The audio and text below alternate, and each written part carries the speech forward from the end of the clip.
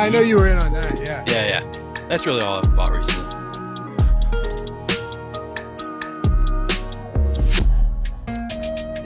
What is going on, everybody? Welcome to the Awesemo.com NFL strategy show, Saturday slate edition. Kind of a impromptu one here, getting two games moved to a Saturday for week 18, but we're happy to do it as always. I'm Dave Loughran at Loughy_D, Loughy_D for those of you listening in podcast form, along with Neil Orfield, the showdown and a short slate master over here at Player Q DFS. Neil, last time you and I did this a couple of weeks ago, we essentially found out that one of the two games we were talking about probably wasn't going to happen. And this happened maybe like with 10 minutes left in our show. I think we're safe here. The only question now is, will one of these two games play any of their starters? I mean, that's a bigger question. You're not concerned at all about the Eagles game getting canceled because of, I don't think they would move it. I don't think so. No. Yeah, no, it's a mess just because we don't really know what the motives are for these teams. I mean, for some of them we do, but it's hard to know what teams are playing for, what their plan is going into a slate. We'll have to do our best to figure that out. Yeah. And look, actually, as a matter of fact, you can't move this game because both of these teams are in the postseason. So you're not going to postpone a meaningless game, like a legitimately meaningless game, to a Tuesday and then give these guys a short week coming into the playoffs. There's just 0% chance, you know? Yeah, you're right. So we'll see, but we're happy to have you guys with us. As always, hit that thumbs up as you walk in the door and subscribe to the channel. You know it. We all know it. We appreciate you for getting us over 70,000 subs, making that push to 100K. Get that cool YouTube plaque, or the play button is what they call it. The 100K. I don't know. I want it. Probably won't happen, but maybe they'll send one to all of us, Neil. That would be fun. But subscribe to the channel and hit that thumbs up. Anyway, you ready to make this happen? Yeah, let's do it. Matt G's personal shopper says minus 10.5 implies the starters get full run in the KC game. Yeah, look, KC, they're not clinching the 1 seed unless crazy things happen, but they kind of, since it's a Saturday, now they really have to at least play this game to full capacity. Plus, and we can just dive right into this. Plus, you have a Denver team that's missing Patrick Surtain. They're missing Kareem Jackson. They're missing Ronald Darby. Their secondary's beat to shit right now. So, I mean, against this Kansas City team, that's not very good. I mean, I'm looking at this as 10.5 seems about right. From a betting standpoint, I don't want to hit it. I actually did tease this one down under 7. But at the same time, Neil, 10.5 doesn't seem all that crazy against the Denver team that essentially is nothing to play for right now.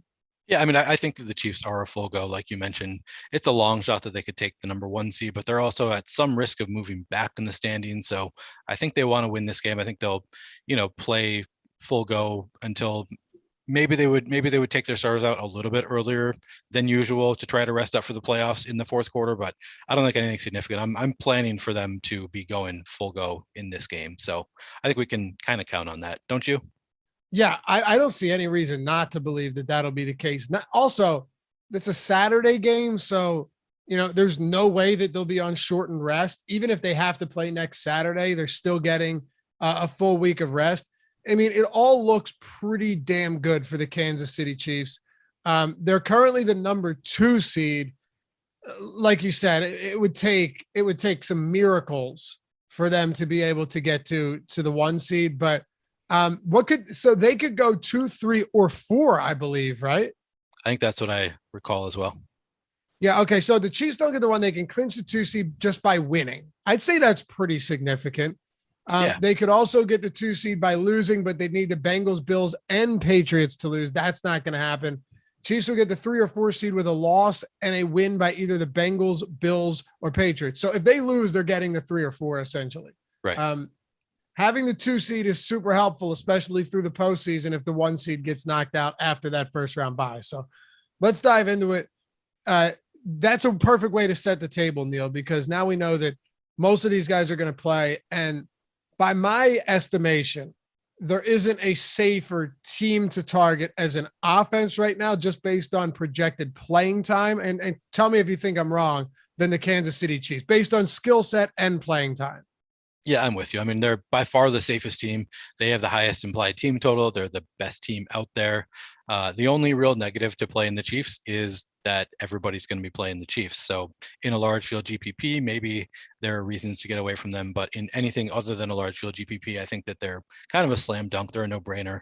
You probably want a bunch of Chiefs in your cash game if you're playing cash. Yeah, and we have cheap options that we can get to as well. So it's pretty easy to get to the Chiefs. They want to win. They're the best team. Like I said, I don't see any reason not to play the Chiefs other than everybody else can be doing it too. And you're going to need to get different somewhere. You know, what's going to be really crazy is in the event that the Eagles do rest their starters. See, here's why I think they do, but I think the Dallas Cowboys do too. And I'll talk to you about a couple bets I have on that one later. And some of the line movement that we've seen over the last couple of days, significant, by the way, is Philly's got 12 guys on, and Neil, feel free to jump around, because if we're talking lineup construction, we're going to have to break down both of these games kind of at the same time.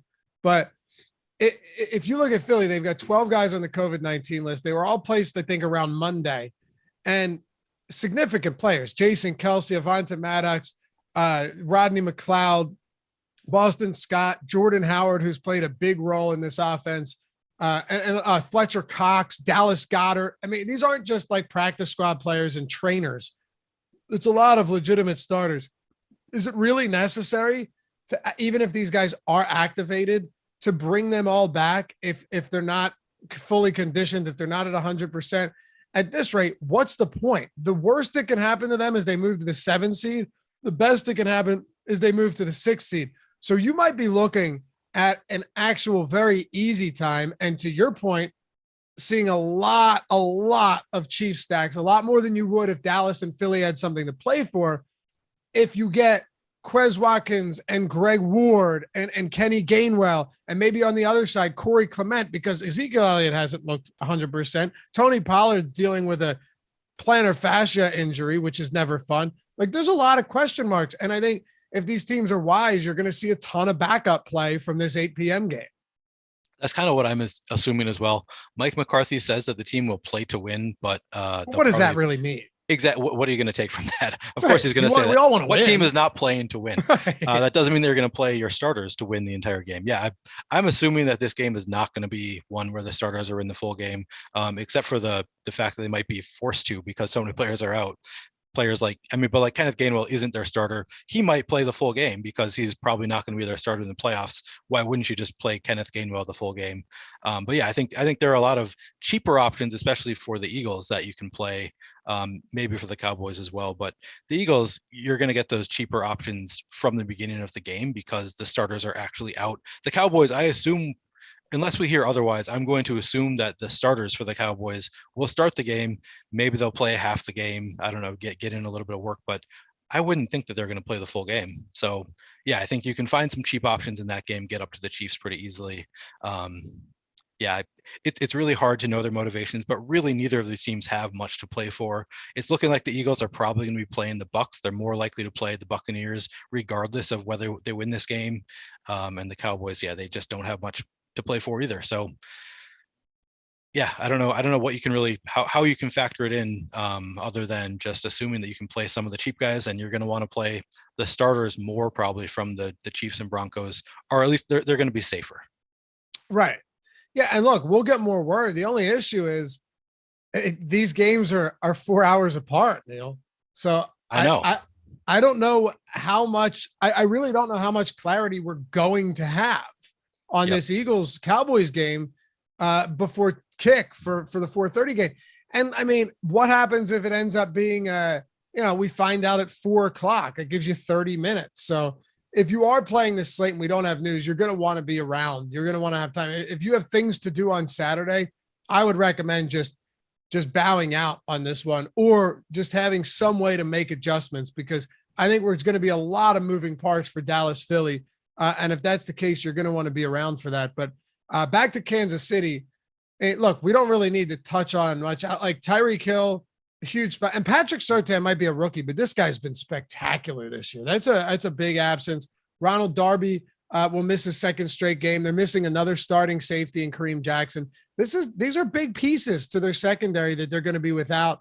And then they have to go up against the Kansas City Chiefs, one of the best passing attacks in the league with the highest total on the slate. So if it's Mahomes, Tyreek Hill, Kelsey, all of them you love, do you have any interest in some of these like tertiary options for the passing game, like a Byron Pringle or a Robinson or a Mecole Hardman? Yeah, I think Byron Pringle, I would have the most interest in of those three, but so is the field. I guess they're all kind of, my interest is in line with the field. So Byron Pringle, 3,900 is the best bet. He's projected the best. He's also projected for a 33% ownership. Mecole Hardman, a step below him, but he's only projected for 14.6% ownership. I think so. I'm going to be playing 150 lineups.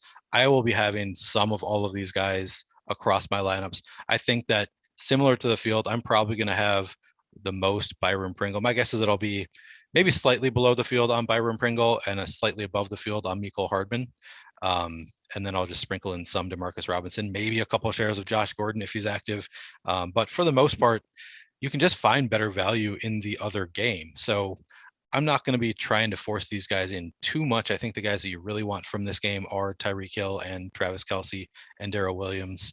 But yeah, I'll have them sprinkled in my lineup because it's a 2-game slate. So you're obviously going to play them if you are playing 150 lineups. But in my first 5 lineups, I probably wouldn't have any of these cheaper guys other than maybe Byron Pringle. Yeah, and his ownership is going to come down too if we find out that the late game is going to be down a lot of starters too. So, Right. Pringle, owned by a third of the field right now is where we have him projected. I don't think he'll be close to that if it turns out these starters are sitting in the late game, or some of them at least. That's true. And then that would make me like Byron Pringle even more if that is the case, if his ownership comes up. So we're going to have to be definitely paying attention to news, but also paying attention to how our ownership projections change, because that's really going to change how you look at the entire slate. So last week, Darrell Williams played 80% of snaps, Neil, with Clyde Edwards-Helaire out. He's out again. Derek Gore played 13% of snaps. People started getting worried, oh my God, this is not good. 2 weeks in a row, one of them was a blowout, but Derek Gore getting opportunities. It's really at this point not a significant concern in my opinion. If the game gets out of hand, yes, Derek Gore, as we saw him do against the Vegas Raiders, will get those opportunities. But Darrell Williams has been the clear guy when Clyde Edwards-Helaire is out. Yeah, and he's our best projected running back on the slate by a good amount. Darrell Williams projected for 17.53 fantasy points. The second best projected running back currently is Zeke at 14.81. So it makes a lot of sense to get to Darrell Williams at only 5,900. And he's projected for 58.1% ownership. If that holds, that's actually not too crazy on a 2-game slate where there aren't that many great options. I'll probably be close to, maybe even above the field. I mean, I'm going to check how the boom bust tool likes him tomorrow, but I would expect that I'm going to be probably above 58.1% Darrell Williams, because on top of just being the safest, the guy that's most likely to get a lot of volume in a game that they really want to win, he also has the highest ceiling probably of any running back on this slate. So I'm going to really like Darrell Williams tomorrow. Derek Gore is a guy that I might sprinkle him into some of my lineups. He's a guy that I would really like if the Chiefs didn't really need to win this game, but because they really need to win this game, I'm probably going to stick mostly to the guys who they are going to trust in the playoffs. I think that's going to be Darrell Williams, obviously a lot more than Derek Gore. I'll still have some of them. I'll have some interest in Gore. I'll have some interest in Jerick McKinnon because it's a 2-game slate. They're both cheap. They're not projected for any ownership. So with all of those things in mind, I'm going to want to take a few shots here and there at Derek Gore and Jerick McKinnon. But for the most part, the guy who's going to be in a lot of my lineups is Darrell Williams. For sure. And we had somebody in chat. Where is it? Justin said Gore only played 9 snaps last game. Right. That's what I'm saying, though. It's blowout dependent, right? He played a lot more snaps in week 16 against Pittsburgh. They smoked them. He played 28% of snaps. He played 30% of snaps in week 14 because they blew the doors off of the Raiders.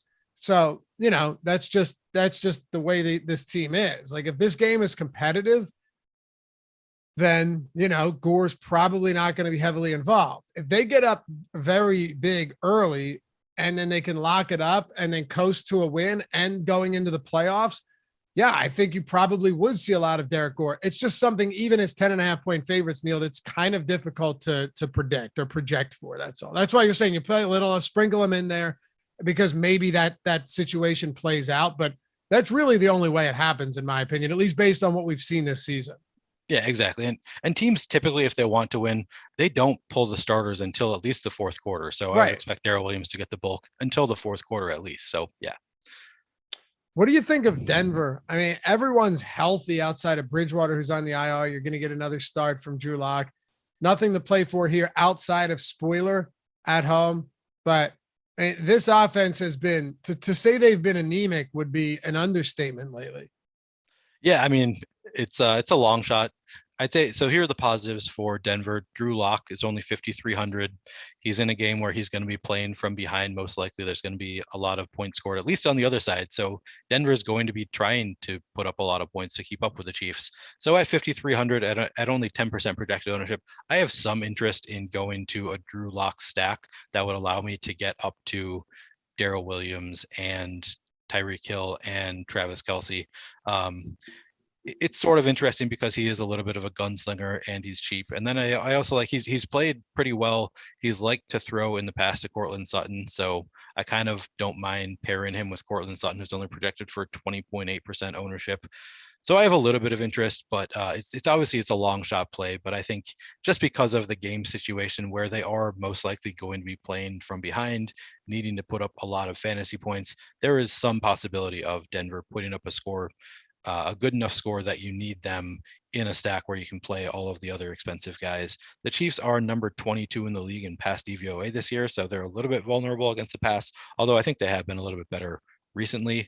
There's still, I think there's some possibility that Drew Lock in the passing game put up some points. You know what's weird to me is you're late in the season. The Broncos are out of the race. This is also a team that started off 3-0, but consider the matchups, and it's no surprise that they've slid back down in the AFC West to 7-9. But it's strange. You've got a guy in Pat Shurmur who has just refused to let Javonte Williams kind of separate himself from Melvin Gordon late in the season when there's nothing left to play for. I mean, my gut tells me, and could be useless, but the gut, or at least the logic would dictate, hey, end of the season, Neil, week 18, let Javonte Williams run wild here, right? Like Melvin Gordon's not going to be there forever. You traded up in the second round to get Javonte Williams. Let this dude rip on Sunday or Saturday. I just have no confidence. But if I had to pick one of them, I would go Javonte Williams for that reason. But Pat Shurmur has shown no propensity to give the young guy that they drafted early in day two any additional opportunities from early in the year all the way up until the end of the season. Yeah, so I understand your logic, and I think the field is sort of thinking the same thing too.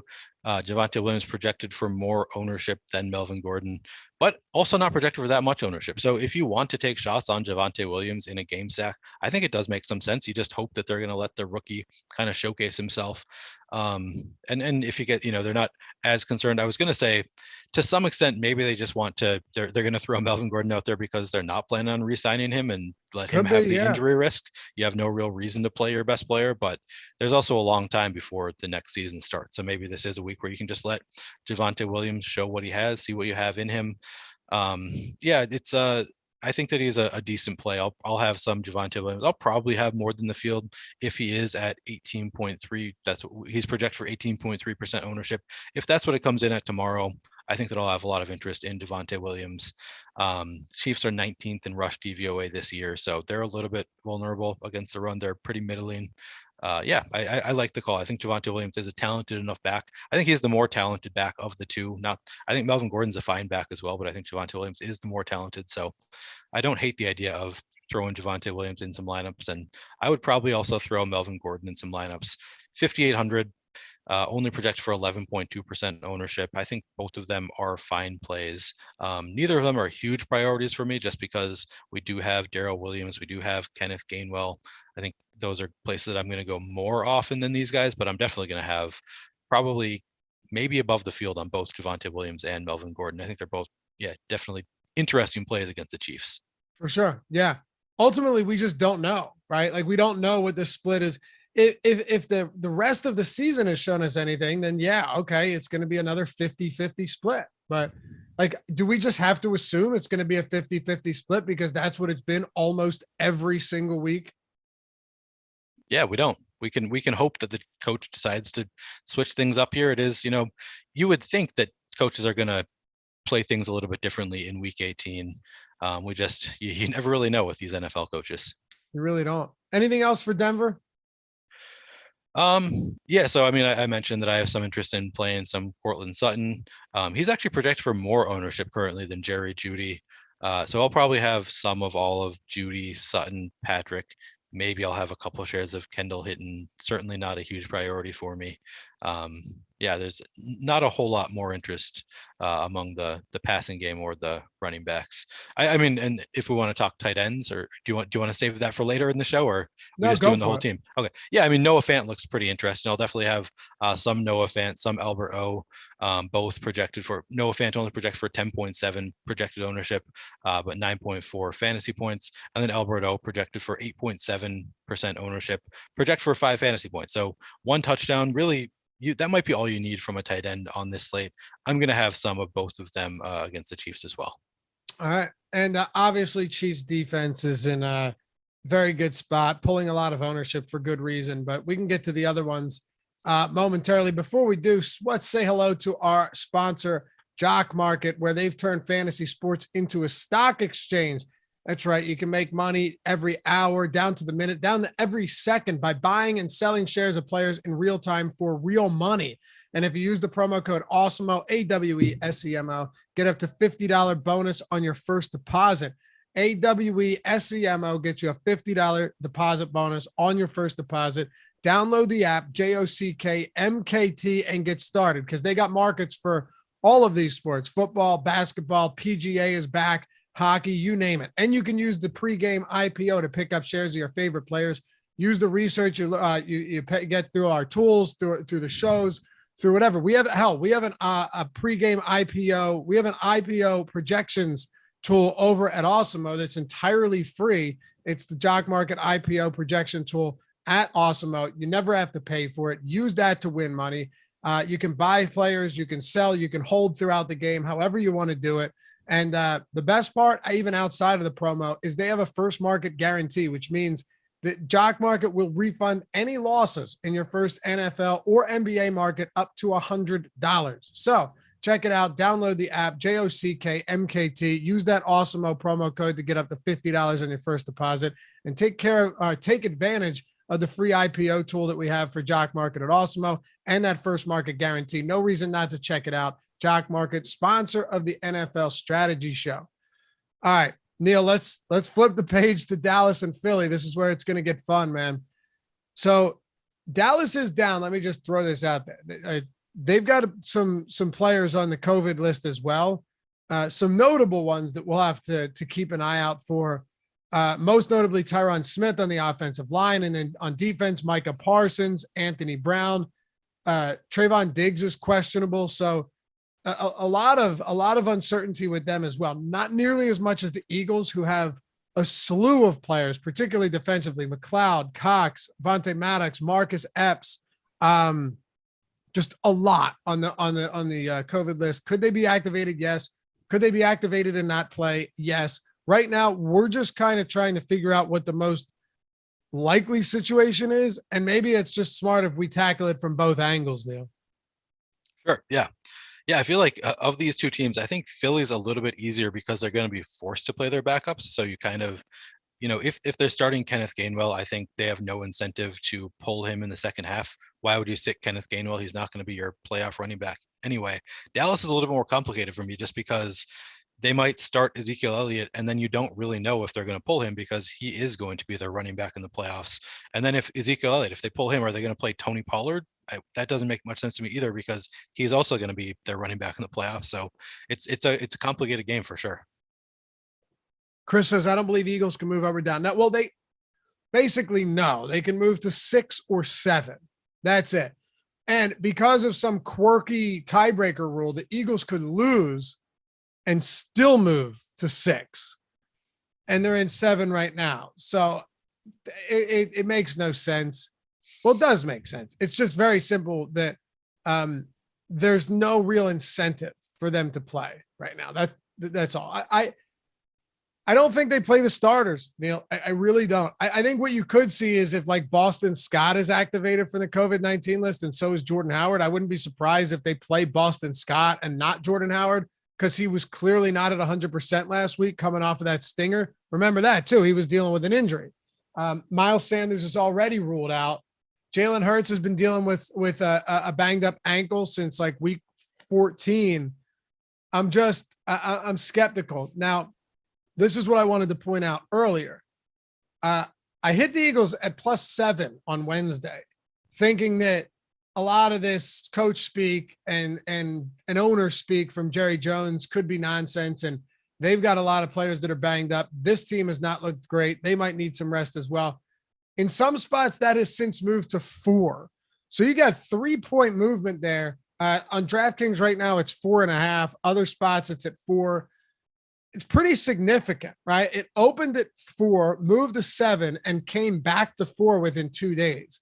So with the Eagles at home, probably starting Gardner Minshew themselves, that has to at least tell us something. Does it guarantee anything? Obviously not. But when you see 3 points of movement in just a couple of days, as we get 1 day away from kickoff, it suggests that we might be seeing a lot of backups for the Cowboys as well. Yeah, I think that's probably reasonable to expect. It's just a matter of how much of the game are we seeing those backups for the Cowboys? Is it going to be just for a half? Are they just going to sit their guys from the start? That obviously would be the best case scenario for us, just to know going in who they're going to play. But I don't know if they're going to let us know that before the first game. So it's a little bit hard. We're probably going to have to, just kind of go in guessing a little bit into the first game. So do you think that you're going to play it as though the Cowboys are going to sit their starters? As of now, I am approaching it as there's no way they play them all 4 quarters. I would be very surprised if these guys played all 4 quarters. But okay, just indulge me for a second, okay? Ezekiel Elliott has not looked good. No. You look at his production since midway point of the season. There's been rumors left and right of them just resting him in the season. And I think the only reason they haven't done that is because Tony Pollard's dealing with that plantar fascia injury, right? Like otherwise I wouldn't be surprised if they were resting Zeke. He has not looked good. He has 9 carries in back-to-back games. He has not seen a significant workload recently. He had 9 for 16 in a loss to Arizona last week, which was a meaningful game for Dallas. Tony Pollard's banged up. Would I be surprised if Corey Clement gets a lot of work this week? No, I really wouldn't. And, they lost Michael Gallup to the IR. Amari Cooper, there was a lot of rumblings early in the year and in the middle of the year that this guy might play, but he's constantly banged up and less than 100%. So look, I have no idea, but based on the line movement and based on how this team has consistently dealt with guys that are underperforming and have been hurt and playing at less than 100%, it just seems strange that a team that has zero mobility in the standings is going to run all of their starters out there for 4 quarters. Yeah, that makes a lot of sense to me. And I think that you can really gain an edge by going into the first game, making some assumptions. If we don't hear anything, if we don't hear that Dallas is going to sit Zeke and Pollard or that they're not going to play the whole game, I think you could still, unless you hear like, oh, they're a full go, they're definitely going to play them the full game, which I don't think you will hear. I think you can make a stand and say, I think Corey Clement is going to be the starter. He's going to get 18 carries in this game, and you can gain an edge on the field because most of the field is not going to be planning ahead for those kinds of scenarios. They're going to say, well, I'll adjust if we, when news comes out, we'll adjust. But sometimes you'll lock in certain players and you'll lose some roster mobility if you don't make those assumptions going into the slate. So I don't hate the idea of going into it and projecting Corey Clement for 14 fantasy points or something. You'd probably get a ton of Corey Clement if you do that, but projecting him for a certain number of fantasy points, more than we have projected for currently, and just assuming that that's going to be the case and kind of gaining an edge on people with your roster construction going into it. I kind of like the idea of making that assumption going in if we don't get any kind of news. Well, I mean, this is a type of slate that's right up personally your alley because you love these type of, you like the uncertainty, right? I like a mess. Yep. Right. You like kind of an opaque situation where you have to try and figure out what the likelihood of this happening is. And if it does happen, can I smash that? That's how you've had a lot of success on these short slates, right? Yeah, it's true. I mean, I like it better when I feel like I have a better grasp on it than the field does. And currently I think I'm getting there. I'm starting to feel better about my grasp on it. I'm still not, I don't have a ton of certainty in what I think is going to happen here, but yeah, I like taking some chances there on just, I'm going to make this assumption in this set of lineups of mine that Corey Clement is going to get a lot of workload and build him in. And that way you can play Corey Clement along with Kenneth Gainwell in the same lineup.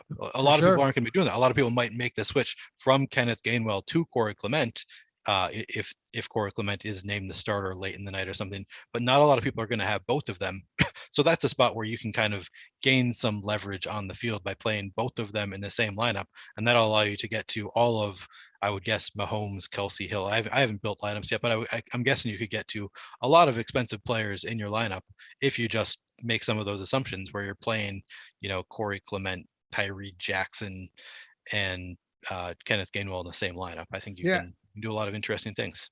Absolutely. And it's also, keep in mind, you could see a game where like Lamb and Cooper and Elliott are all active. They just don't play. I mean, that's very possible. So keep that in mind. If you see that someone's active, you're going to want to not just assume that they're starting and playing 4 quarters. I could be totally wrong about this. I don't think there's no one out there right now that has any real clue. That's why, like I said, the line movement's kind of been all over the place on this game. You kind of have to just take a stand and try and figure out where you think it's going to be based on what teams are dealing with. But I look at 2 teams, one that's dealing with a ton of COVID to their starters, to key starters, injuries to their running backs, banged up quarterback with his ankle that's been ailing him despite being able to play. And then on the Cowboys side, a lot of the same, the running back position, the wide receiver position. So I don't know, maybe it's worse or not as bad as they're letting on, and we'll find out. But if a lot of these starters sit, I think you have to look to Corey Clement. I would much rather go with Minshew than Cooper Rush personally. Minshew's actually not a terrible backup. And I think against some Dallas backups without Parsons, who's not going to play, that's a big deal. Diggs is questionable. Like, do you need to play Diggs? Probably not, even though he's allowed a ton of yards anyway. He's just a ball hawk. I think Minshew could actually be an interesting option here if you're looking to get away from Mahomes in the event that maybe Darrell Williams does a lot of the work, or Mahomes and them are up so much early and then he doesn't need to do anything crazy. But yeah, like Noah Brown would be somebody that you could look at. I think Ced Wilson would probably get some work, but my guess is Noah Brown and Malik Turner would probably be the guys that are getting the bulk of opportunities here if the starters are out. Yeah, I guess I don't really know what they think of Cedric Wilson. I mean, he is their clear number 3 wide receiver right now. So I think you're probably right that Turner and Brown would be those guys. I don't know if they see Wilson as being such a step up above Brown and Turner that they need to protect him and not play him in the 18th week of the season. But yeah, I think that makes a lot of sense too. If they are going to be sitting CeeDee Lamb and Amari Cooper, I think all 3 of those guys, Cedric Wilson, Noah Brown, Malik Turner, all become pretty interesting to me. And Gardner Minshew, that's an interesting thought because the Cowboys are first in pass DVOA this year. So in general, a very good pass defense, but missing Micah Parsons, likely without Diggs, I think that it's not quite the same Dallas defense that we're used to. So you might be able to pass on this team a lot more. I haven't even looked at what Gardner Minshew's salary is. I imagine it's pretty cheap though. So I think he'll be an interesting play on this slate for sure. Yeah, Gardner Minshew is. Wait, where is he? Okay, here we go. Sorry, 5,400. So they preemptively priced him up a little bit, but yeah, more than Lock. That's interesting. Yeah, more than Lock. I don't know. I'd probably still rather go to Minshew over Drew Lock at this point. Lock's going to have better weapons though, but yeah, I wouldn't be surprised if Minshew's playing against backups. Let's see what the implied totals on these teams are. So let me refresh this just to make sure. Eagles 20, Cowboys 24. Okay. And then Broncos 17. Chiefs 28. So Broncos still by far the lowest implied total on this slate. They've just been awful lately. Hey, we got free content on the site today, and some of the most popular tools, like the NFL Top Stack tool for the main slate, totally free. NBA ownership projections for tonight, 100% free. You don't need a subscription. NHL player rankings are also free. And hey, Neil, did you know that if you wanted 22 days for $20, you use the promo code 2022, or you can get 20% off the entire year by using Happy 22? That sounds pretty good to me. That sounds pretty good to me. I did not know that. And now that I know, if I didn't already have a subscription, I'd be signing up today. Of course you would. Yes, of course. But you clearly have a subscription, and you'd be clearly winning a lot of money with many of those tools. What's, in all seriousness though, when it comes to these short slates, I think this actually help people. And I'm not, you guys know if I'm trying to push something, sometimes I just like to try and be helpful when we have great players on the show with us. But again, awesemo.com/promos. You don't have to click anything. You can check it out for yourself. Today's the last day. What are the tools that you think are most helpful for you on these short slates, like 2-game slates? And we're going to have big showdown slates tomorrow as well. And coming up for the playoffs, we're going to have a ton of these. I mean, boom bust. Boom bust is probably the thing that I use the most often on every slate. On main slates, I use the top stacks tool a little bit more. On short slates, I really basically just focus on boom bust. I focus on ownership projections, and then I focus on optimal probabilities. And that's pretty much all you need to make really good lineups for the most part. I mean, you need to use some of your own intuition as well, but I think boom bust gets you to some really good lineup groups in general. So that's definitely the tool that I focus on the most.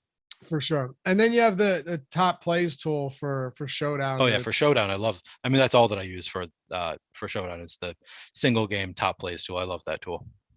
Yeah, it's fantastic. So how do you work it in when you're doing like 150 lineups? I'm not asking for you to give it away, but do you have a specific, without, giving away the secret sauce, of course, but a certain way of kind of incorporating it into your process?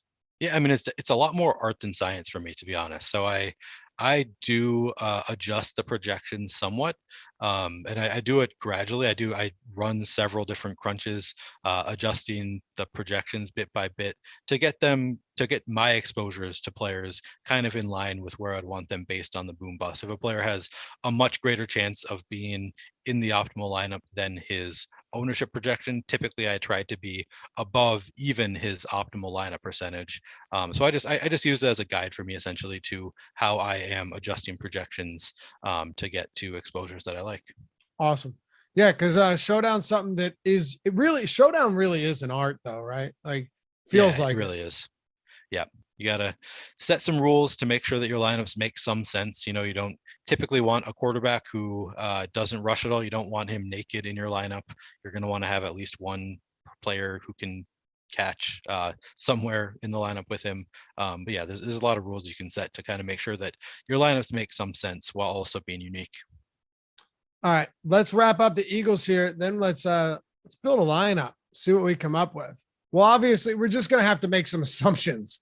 All right. Yeah, there's no way, because right now there's a lot of unknown, but with Philly, I am assuming that Gardner Minshew starts. Right now I am. If Hurts starts and only plays a half, I don't want either of these quarterbacks. I might end up with 100% Patrick Mahomes. I don't know.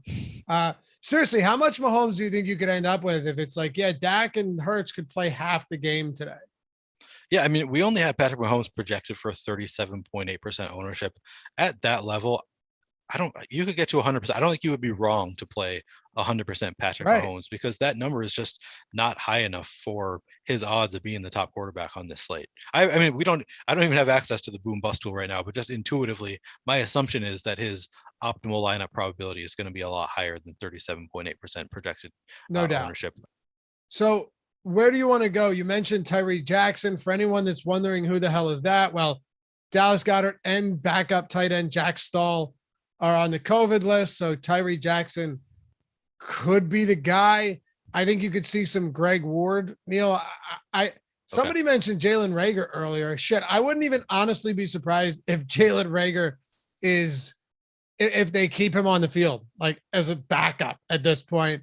JJ Arcega-Whiteside. But yeah, if the starters don't play, forget about Devontae Smith being out there. And then, as you mentioned earlier, Kenneth Gainwell would probably be even if Jason Kelsey's out, I mean, they still have even some good backup linemen, as we've seen throughout the season with so many of their starters being down from time to time. Kenny Gainwell as a pass catching back and as someone that they would force feed the ball might be my top play on the entire slate, just from an overall point per dollar standpoint. Looks like Jason Kelsey was activated. I thought I saw this news earlier, so I just want to double check. Did they activate but him? I haven't seen Okay. that he's been activated. So yeah, it looks like now we have to see if he's going to play. They have at least the option of playing Jason Kelsey. Okay. Yeah, I think Kenneth Gainwell. The only thing that we're going to have to be concerned about is if his ownership does get out of hand, which is a possibility. We're going to have to kind of monitor how things go tomorrow. But if everybody else is going to Kenneth Gainwell, then I think it makes even more sense to go to Corey Clement. Like I said, I think that it makes some sense to plan as though Corey Clement is going to be the guy and play him alongside Kenneth Gainwell, because I think that's going to be something that the field might not do as much as they should.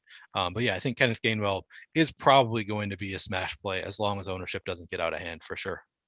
Nate asked if I'm going to the game. I was at the Giants-Eagles game, which was actually meaningful. Great weather too. It was like 53 degrees out, drinking some beers, having a good time. No, Nate, I'll be honest, man. I have no interest in going to this game. Anybody that does, I'm not hating on you. Like even kind of meaningless late season games are fun, but it's a late Saturday game. I got to come home and do a 2-hour show on Sunday morning. It's going to be freezing cold out there. I'll watch this one from the comfort of my own home, hopefully with some beers as well. But no, if you are going though, have fun. I'm sure it'll still be enjoyable. And who doesn't want to watch Gardner Minshew? I'm actually serious about that. I think it'll be fun. Fun player. So one last time, Neil, we don't know what's going on with this game. And I don't want to pretend that we have any idea. We're just trying to play it from both sides. Would you say the most unlikely scenario though is that both teams play all of their starters for 4 quarters each? Yes, I think that's probably the most unlikely scenario.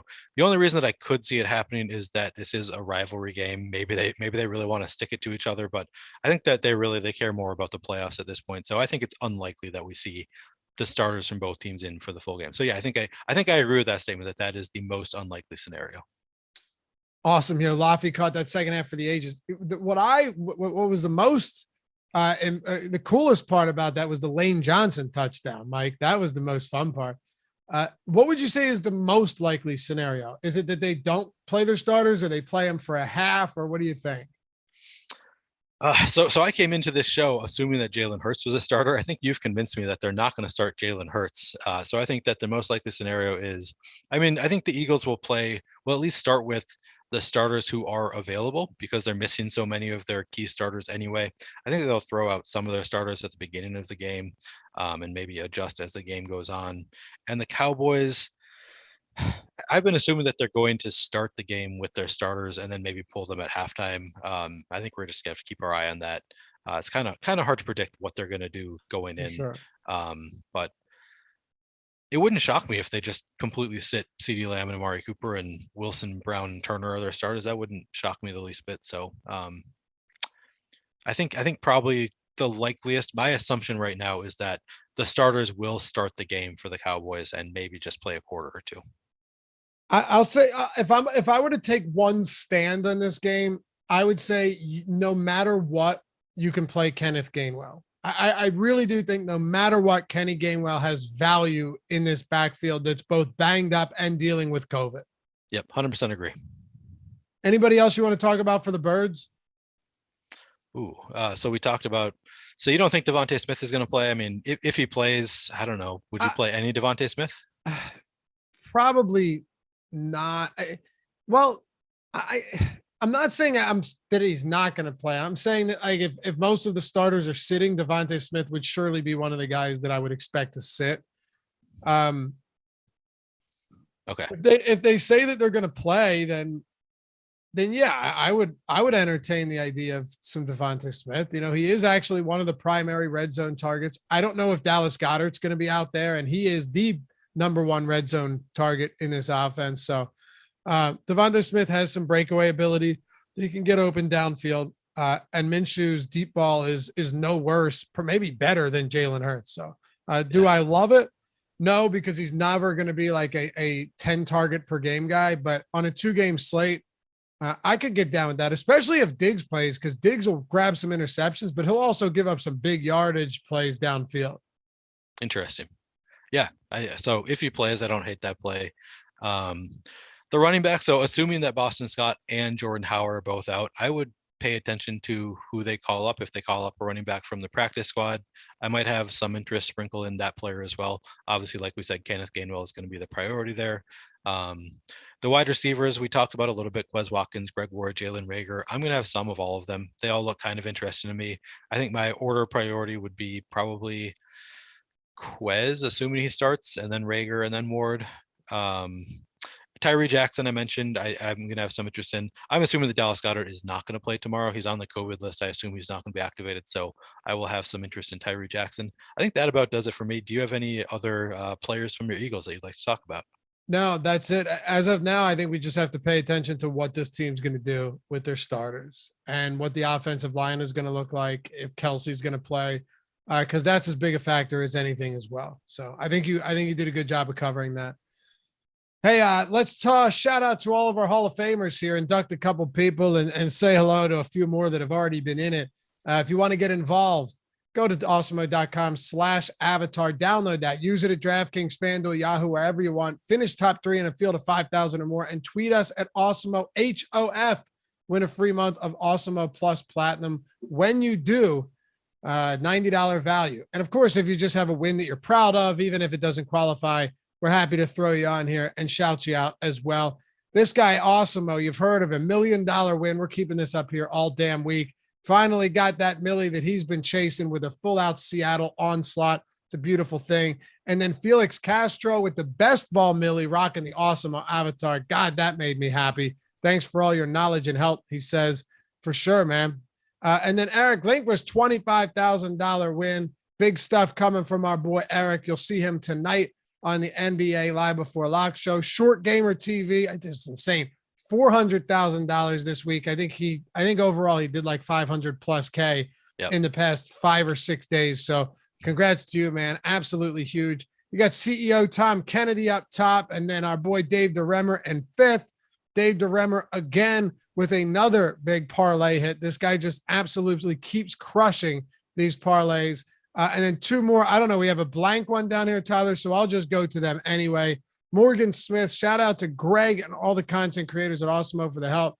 To the ref tossing all that chalk in the late games to secure this one. $600, second place in the dime. That's solid, dude. Congratulations. And then Dead Money, 25 DFS, 2K, and then 2K in both of those. First out of 705, first out of 209. Solid take tonight. Fat super chat for the boys tomorrow. Congrats, man. Good stuff to all of you guys. Welcome to the Hall of Fame for those of you newly inducted. And hopefully after this week, we're going to see a whole lot more of them. All right, Neil, it's time to wrap this up with a lineup build. I'm actually looking forward to this because it's going to be fun. It's going to be bizarre. Yeah. We got to go Mahomes, right? We got to just kick it off with Mahomes. Agreed. Okay. And Tyler, you bring the lineup builder up. There you go. Cool. Like I said, too, 22 days, $20. Use the promo code 2022. Lineup builders included in all of that as well. Or happy 22. Just go to awesemo.com/promos. You can just click it. You don't even need to use the promo. You'll just click the one you want. It expires today. All right, let's go. Let's go, Mahomes. Who do you want to plug in first? Let's just go with Kenneth Gainwell. All right, I like that. We know we want him in there. Yeah, for sure. So let's go with that. So I'll make this a little easier on both of us as well. I'm going to throw Tyreek Hill in there. Okay. Yeah, I'm sort of interested in just seeing how many of these studs we can get in there if we go totally stars and scrubs. Let's do it. Let's go Travis Kelce as well. Perfect. And they do have a 28-point implied total. So I'm perfectly happy getting to as many of them as we can. You know what I wanted to ask you is, how willing are you on a 2-game slate to go onslaught here, but not with a third receiver for the Chiefs, but with Darrell Williams, who's also an efficient pass catcher? Totally willing. That's probably where I would have gone with my next pick if you did not take Perfect. him. I love an onslaught on a 2-game slate like this. Yep. All right, we're on the same page then. So we got 2 wide receivers, a flex, and a D to go. 43.75 remaining per player. So it looks ugly until you realize that there should be some value here. who else we even want to pay up for? Yeah. I think Right. it looks, yeah, we can definitely play. This is it's probably going to be chalk. We can call this the Alex Baker, by the way, the full onslaught. This is how we won the With the Millie. D. Hell yeah. Yeah. Yep. All right. So maybe we try and do something a little different here, since this is kind of probably a chalky build right now. Yep. Yeah. So if we want to get different, so I think this is where we could throw in Corey Clement, because I think a lot of people are not going to be playing him if we wanted to make that assumption going in. Love that. Yep. Okay. Let's go Clement. So again, if Lamb and Cooper and these guys and Smith are expected to play, we reformulate, right? But we're right now just operating on the assumption that might not be the case. I don't mind, because Alex with that Millie build did run it back with Amon-Ra St. Brown, who had another huge game. I do want to run it back with somebody. So let me run it back with, I know Sutton has not been good and neither is Drew Lock, but Sutton is that deep threat and Drew Lock does throw downfield a lot. So I think just the likelihood that if one of these guys hits, that it's Sutton is probably pretty high from a boom perspective compared to the rest. So give me Sutton. All right. I like that. So how much do we have left here? We've got. So if you threw the Chiefs defense in, you have 58 remaining. That's the lowest. That's the least amount you could have remaining if you play the most expensive defense. Let's throw the Chiefs defense in there. All right, go ahead. And then I'll let you go with the last one here, since that's kind of a throwaway. So I don't know if I'm up to date. I'm not seeing what I'm seeing on YouTube is Mahomes, Williams, Hill, Judy, and Kelsey. I don't know if I'm.